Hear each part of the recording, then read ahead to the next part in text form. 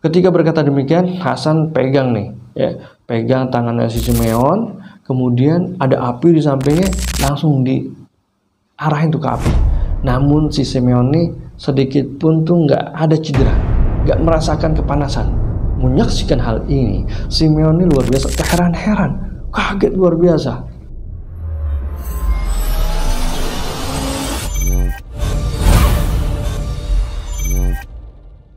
Assalamualaikum warahmatullahi wabarakatuh. Salam sahabat Jundu Channel di mana berada. Alhamdulillah, semoga senantiasa dirahmati Allah Subhanahu wa taala.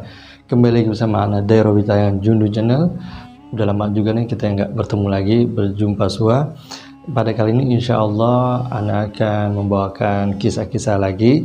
Tetap jangan kemana-mana, tetap di Jundu Channel ini. Pada kali ini Ana akan menceritakan kisah Hasan Al-Basri lagi, karena masih banyak yang belum tuntas tentang kisah Hasan Al-Basri ini. Tapi sebelum itu, bantu channel ini dengan like, share, komen, dan subscribe bagi yang belum.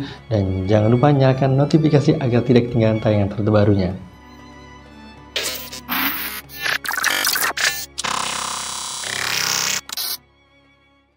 Bismillahirrahmanirrahim. Hasan Al-Basri atau dikenal dengan Hasan bin Abil Hasan Al-Basri lahir di kota Madinah pada tahun 21 Hijriah 642 Masehi.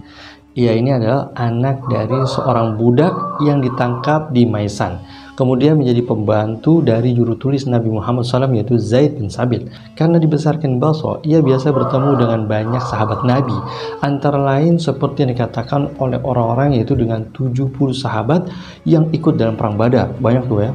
Wah, ada Sayyidina Umar, semua banyak ya. Nah, Hasan tumbuh menjadi seorang tokoh di antara tokoh yang paling terkemuka pada zamannya. Ia masyhur karena kesolehannya yang teguh dan secara terang-terangan membenci sikap kalangan atas orang-orang yang berfoya-foya. Sementara teolog-teolog dari kalangan Mu'tazilah memandang Hasan ini sebagai pendiri gerakan mereka. Nah, Amr bin Ubaid dan Wasil bin Atha terhitung sebagai muridnya.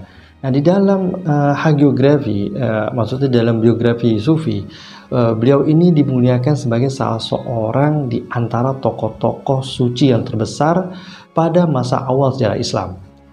Hasan meninggal di kota Basra pada tahun 110 Hijriah atau tepatnya 728 Masehi. Banyak tuh pidato-pidatonya, memang ia adalah seorang yang cemerlang dan ucapan-ucapannya itu banyak dikutip oleh penulis-penulis bangsa Arab. Nggak sedikit tuh di antara surat-suratnya yang masih bisa kita baca hingga sekarang.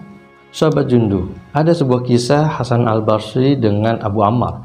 Pada suatu hari ketika Abu Ammar, seorang ahli tafsir terkemuka, sedang mengajarkan Al-Quran. Nah, tiba-tiba datang nih seorang pemuda tampan ikut mendengar pembahasannya.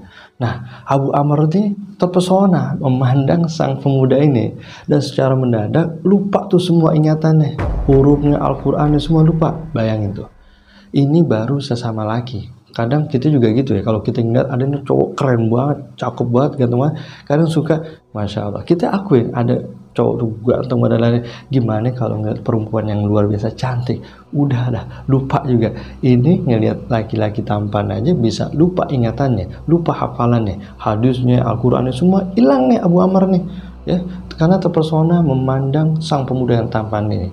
Bukan berarti demen ya, bukan berarti suka sama jenis, enggak. Kadang kita suka namanya apa ya, terkesan aja, ih gila ini orang cakep banget ya ini ya. Enggak, bukan berarti suka. Kadang kita ngelihat, emang mengakui bahwa saya itu ganteng, cakep, tampan dan lain, karena kita mengakui, bukan berarti demen. Sama juga perempuan juga gitu, paling ngelihat ada perempuan yang cantik banget sama, bukan berarti dia demen sama perempuan tuh. Nah, ini juga gitu. Ini bayangin, cuman ngelihat anak laki tampan itu ingatannya lupa, apalagi ngelihat perempuan cakep ya, itu bisa lupa semuanya. Beliau ini sangat menyesal dan gelisah karena perbuatannya itu. Nah, dalam keadaan seperti ini, beliau ini pergi mengunjungi Hasan Basri ya, dari Basra, untuk mengadukan kegalauan hatinya ini. Kok bisa dia lagi ngajar, ngelihat ada pemuda tampan langsung lupa Al-Qur'annya, hafalannya dan semuanya lupa deh. Akhirnya gurunya Hasan Al-Basri ini berkata nih kepada Abu Ammar, ya, maksudnya Abu Ammar ini cerita kepada gurunya, wahai guru, aku begini begitu itulah. Dia cerita itu kejadiannya semua.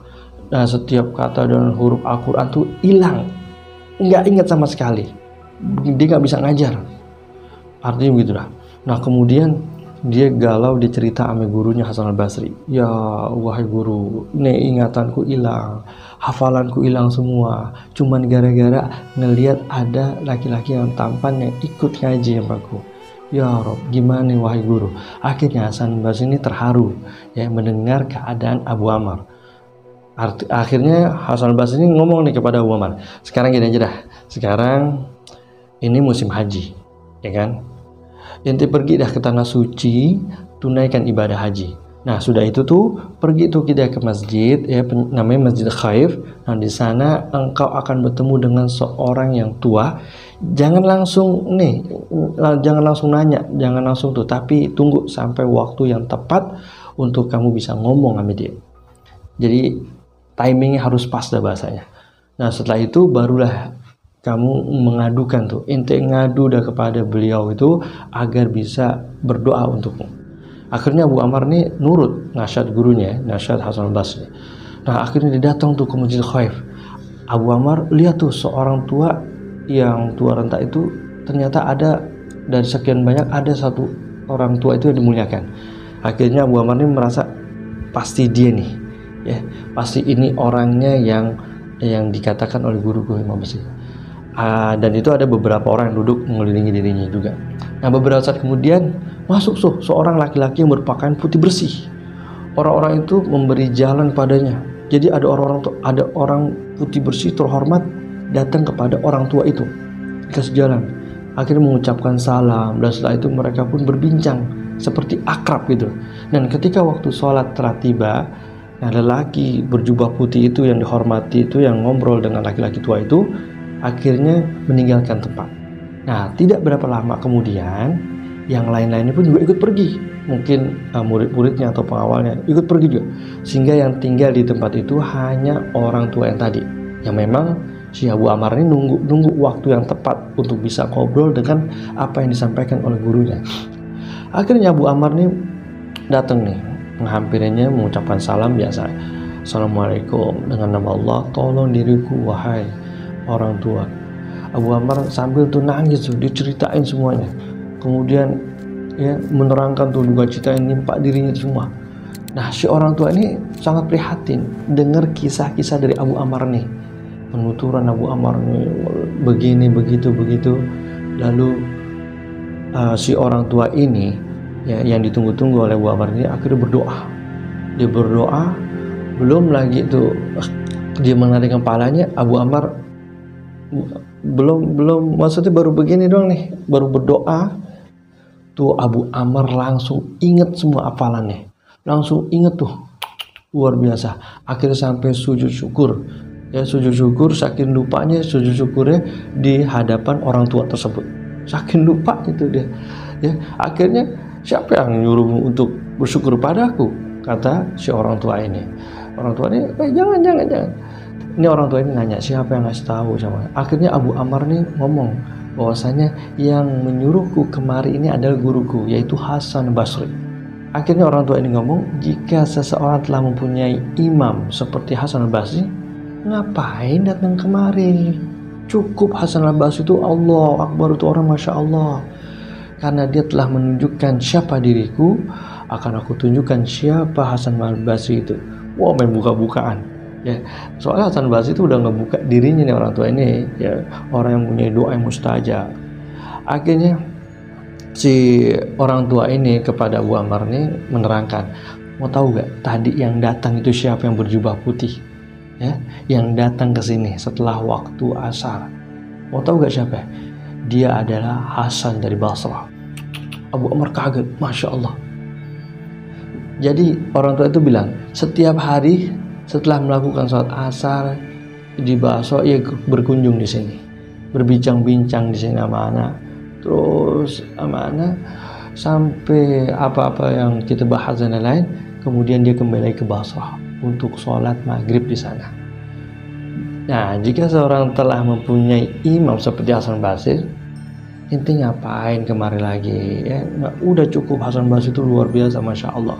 Akhirnya Abu Ammar ini terkesima, begitu besar magom dari Hasan al-Basri ini, luar biasa, Masya Allah ya. Padahal jarak dari Masjid Khaif itu ke Basra itu jauh, luar biasa, Masya Allah. Tapi Hasan Basri dekat. Ya, inilah kalau kisah dari wali-wali. Dan kisah ini Anda ambil dari Tazkiratul Auliya. Ada kisah lagi tentang Hasan Basri dengan penyembah api. Hasan al-Basri ini dulu tuh punya tetangga yang bernama Simeon. Simeon ini adalah seseorang yang menyembah api. Nah, suatu hari Simeon ini jatuh sakit, ya, dan ajalnya hampir tiba, sekarat dah. Nah, sahabat-sahabatnya minta nih agar Hasan sudi ngunjungin nih, karena Hasan itu terkenal dengan kesolehannya, orang baik. Akhirnya Hasan pun pergi nih jenguk Simeon yang terbaring di atas tempat tidur tuh udah nggak bisa ngapa-ngapain. Badannya tuh udah kelam karena dampak dari api dan asap kali itu. Udah pokoknya udah payah dah. Akhirnya Hasan nasihatin kepada si Simeon ini, takutlah kamu kepada Allah, ya, engkau telah menyanyiakan seluruh usiamu di tengah-tengah api dan asap.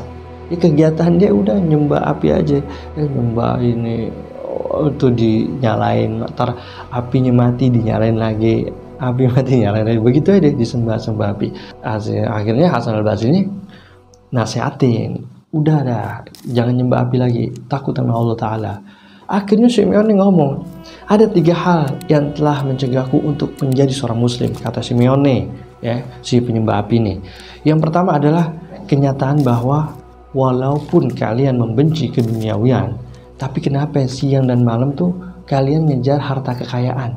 Yang kedua, kata Simeon, kalian mengatakan bahwa mati adalah suatu kenyataan, ya kan? Tapi kenapa nih, ya?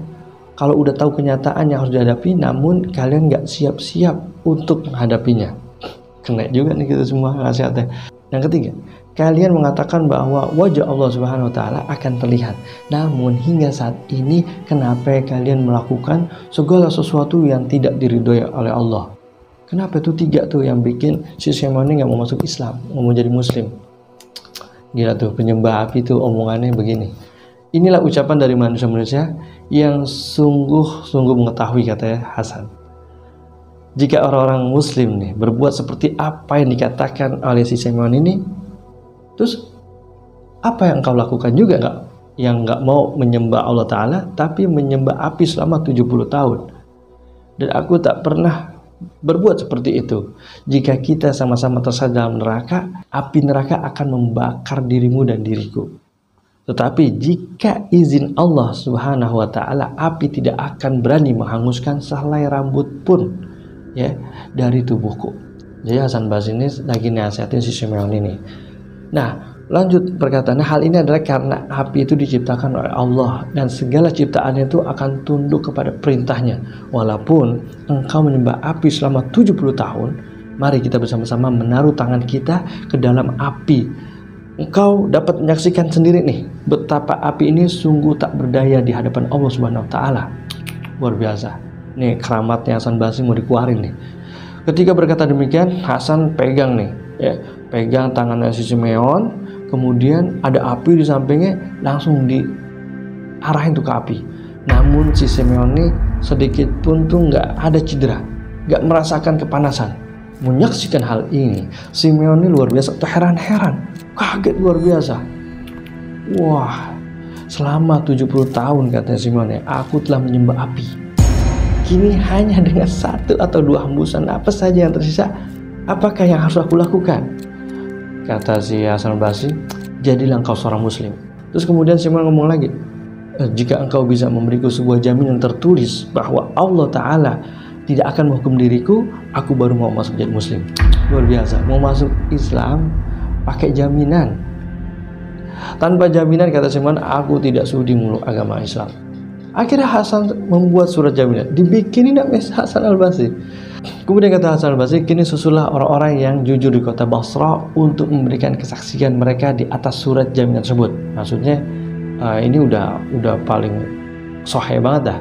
Hasan al-Basri kalau ditanya di bahasa ini siapa yang paling jujur, siapa yang berani jamin, siapa yang berani yakin gitu, ya cuma Hasan al-Basri. Akhirnya Simeon mencucurkan air mata tuh karena terharu, karena terkesima, dan menyatakan diri sebagai seorang muslim. Akhirnya si Simeon ini berwasiat kepada Hasan al-Basri ini, mengatakan kepada Hasan al-Basri, setelah aku mati, mandikanlah aku dengan tanganmu sendiri, kuburkanlah aku dan selipkan surat jaminan ini di tanganku. Nah, surat ini akan menjadi bukti bahwa aku adalah seorang muslim. Yang ada-ada aja Simeon ya. Akhirnya dituruti namanya Hasan al-Basri. Setelah berwasiat demikian, ia mengucapkan 2 kalimat syahadat dan menghembuskan nafasnya yang terakhir. Mereka memandikan jenazah Simeon, mensolatkannya dan menguburkannya dengan sebuah surat jaminan di tangannya yang telah dibikin nama Hasan al-Basri ini.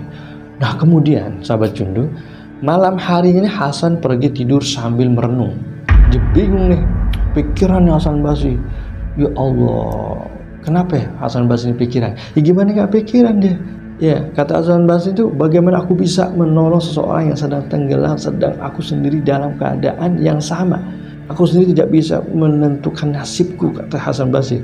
Tapi mengapa aku berani memastikan apa yang akan dilakukan oleh Allah SWT? Artinya Hasan al-Basri ini udah yakin aja gitu. Padahal itu semua kan kehendak Allah SWT, bukan kehendak Hasan al-Basri. Tapi keyakinan Hasan al-Basri itu membuat Hasan al-Basri kepikiran.